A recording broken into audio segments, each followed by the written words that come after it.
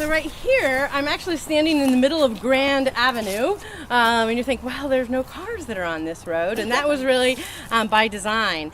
And so when I said that 16th Avenue, which is right behind us, was this hard segregation line, was real. So this happened around the 50s, and right at the time when Music Row started.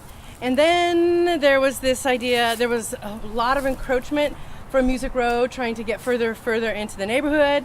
Where 16th Avenue really was probably more part of that.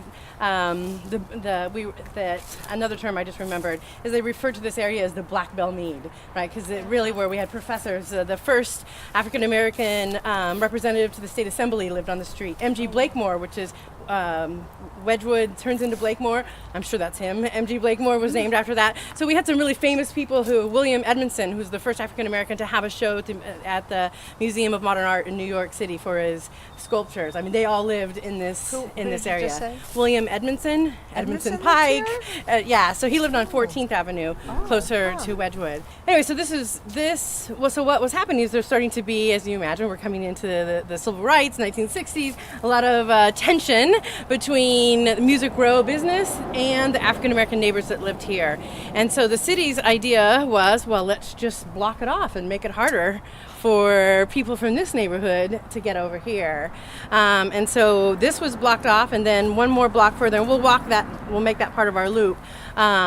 They blocked it off, and it was ugly. I mean, it was really ugly. And it was done in the 50s, and so about 7 years ago, there were 3 groups of neighbors, and we're like, we need to do something. And there's a children's park over there, and it was really awful.